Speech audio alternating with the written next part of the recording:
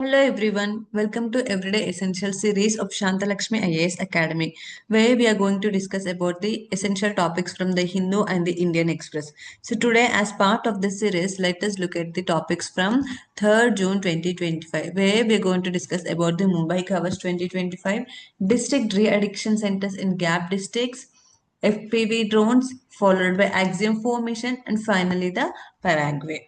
Okay, before going into the topic of our discussion, so dear aspirants, are you feeling that you have been working hard for your UPSC examination, but you are scoring less in whether in terms of prelims, mains, or interview?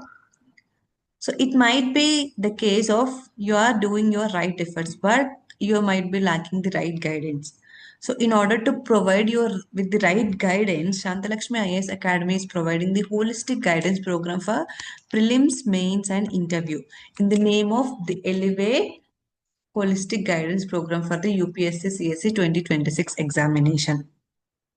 So enroll by contacting 90000222737.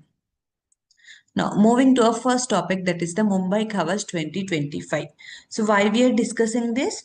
It is a here you can look at the picture of this personnel, and they conducted or they completed this exercise Mumbai Covers 2025 on 1st June 2025. So let us see what is this exercise is all about. This Mumbai Covers 2025 is a joint inter-services security exercise. Inter-services security exercise consists of Indian Army, Navy, and the Indian Coast Guard, along with the Force One personnel, plus Mumbai Police.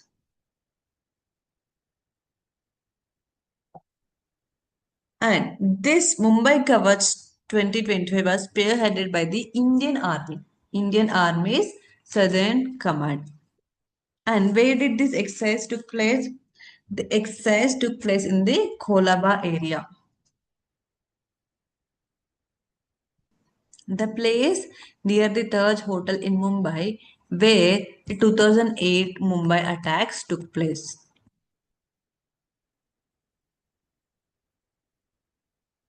So, what is the focus of this Mumbai Covers 2025? It focused on real-time response. Real-time response strategies through a simulation of complex situations.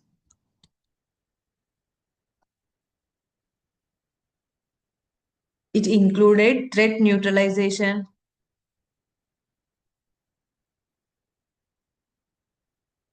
casualty evacuation, and joint operations between all these services. So this is all about the Mumbai Covers 2025. Now moving to our second topic, that is district de-addiction centers and gap districts. So why we are discussing this? The union government has invited proposal to set up DDACs, that is district de-addiction centers, in 291 gap districts identified by the Ministry of Social Justice and Empowerment across 30 states and union territories in the country as part of the National Action Plan for Drug Demand and Reduction. So as part of this National Action Plan for Drug Demand Reduction, the union government has invited proposals for setting up this DDACs. So we'll see what is this National Action Plan for Drug Demand Reduction and what are these de-addiction centers, and also along with what are these gap districts. Now coming to the NAPDDR, National Action Plan for Drug Demand and Reduction. It was a plan focused on the period from 2018 to 2023. This was aligned with the vision of Article 47 of Indian Constitution. This Article 47 of the Indian Constitution is the DPSP, which state that these states have the responsibility to look at the rising level of nutrition, along with the improving the standard of living conditions, and also the prohibition of consumption of intoxicated drugs or intoxicated drug abusive substances. So, by aligning with this vision of Article 47, the Indian government has come up with this National Action Plan for Drug Demand Reduction for the year 2018 to 2023. So what are its objectives?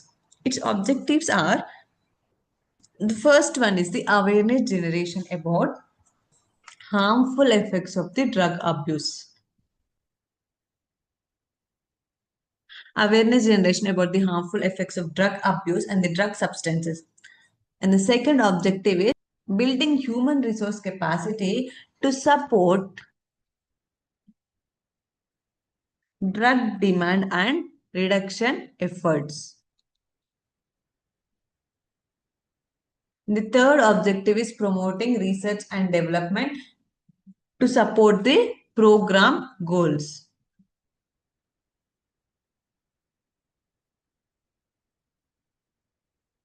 And the fourth objective is providing community-based services, that is identification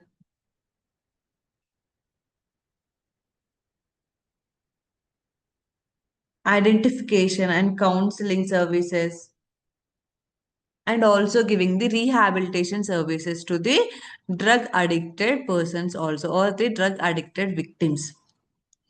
And the fifth one is the address all forms of drug abuse through targeted approach.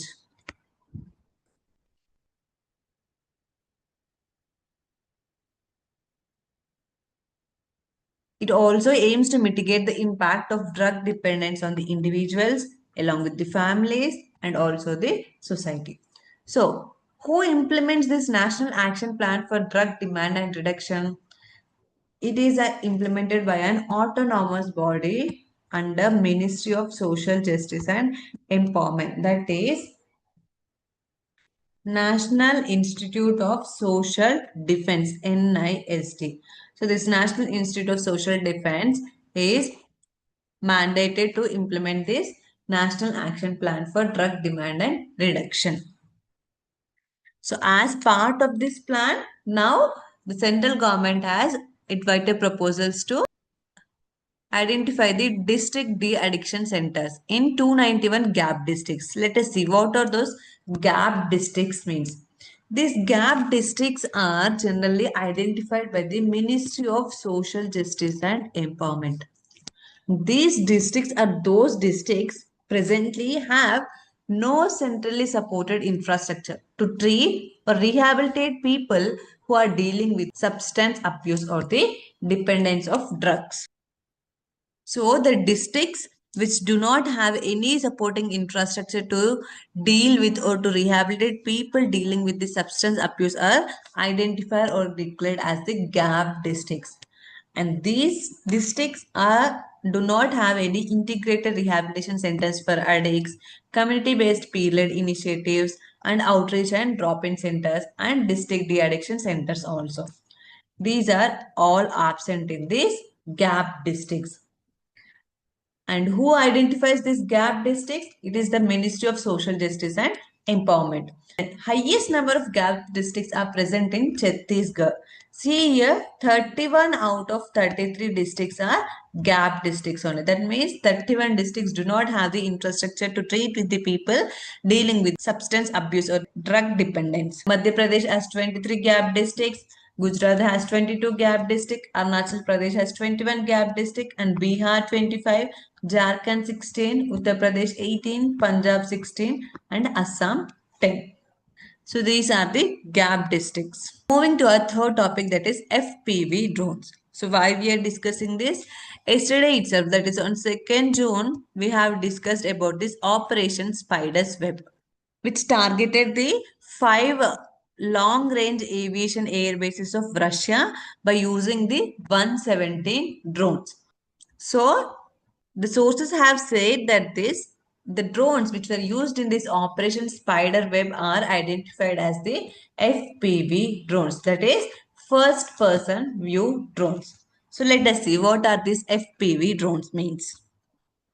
So these drones are the drones where we can see that the person piloting a drone can see what the drone sees through a camera attached to its body. So there is a camera attached to the body of the drone, And the person who is operating or monitoring this drone can see the picture what is the drone seeing by being remotely operating. And here the live video can be seen. Through these FPV drones, the live video can be seen through specialized goggles or on smartphones or any other kind of screens. And the drones can be maneuvered remotely. These FPV drones operate in a small range, generally in kilometers. And coming to the advantages of these FPV drones, these are low cost. That means one drone will cost about 500 US dollars. In India, it is about 42,000 Indian rupees. So, it is a low cost drone and it has deep strike capabilities.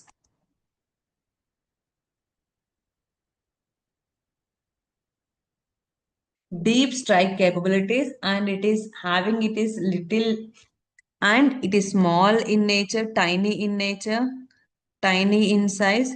So, it is difficult to detect also. So coming to its advantages, these are low cost, it has deep strike capabilities, and due to its small size, it is undetected. So it is better for the modern warfare. Now coming to our fourth topic, that is Axiom 4 mission. Why we are discussing this? Because the countdown to this Axiom 4 mission has started. And the seat for Shukla, Subhanshu Shukla, is a big moment for India. Why Axiom 4 mission is a big moment for India? Because our Indian pilot Subhanshu Shukla is part of this Axiom 4 mission, and he is the second Indian to go to space. So who is the first person? That is Rakesh Sharma.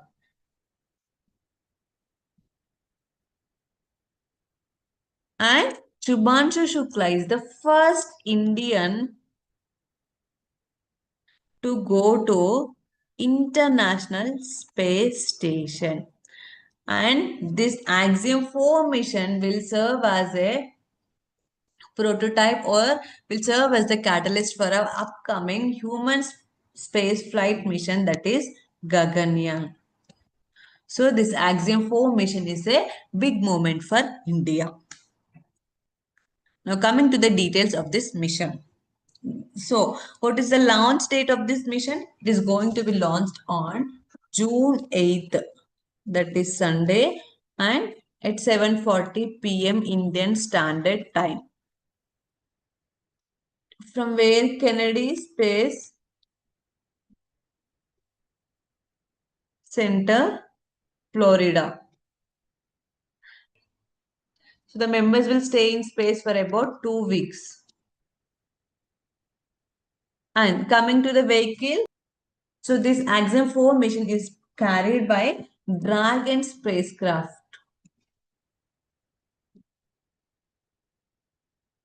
as well as the Falcon 9 rocket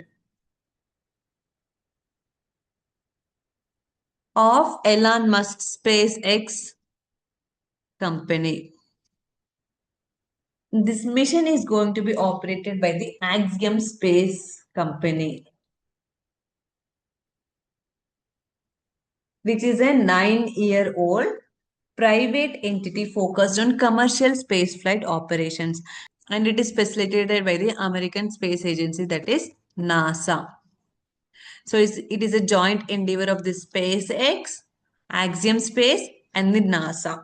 And coming to the crew, there are 4 members who are onboarded on this Axiom 4 mission. Those are Peggy Whitson, commander of US, and Shubhanshu Shukla as pilot from India, and Slavos Uznansky Wieniski as a mission specialist from Poland, and finally the Tibor Kapo as a mission specialist from Hungary. So from United States, from India, from Poland, and from Hungary.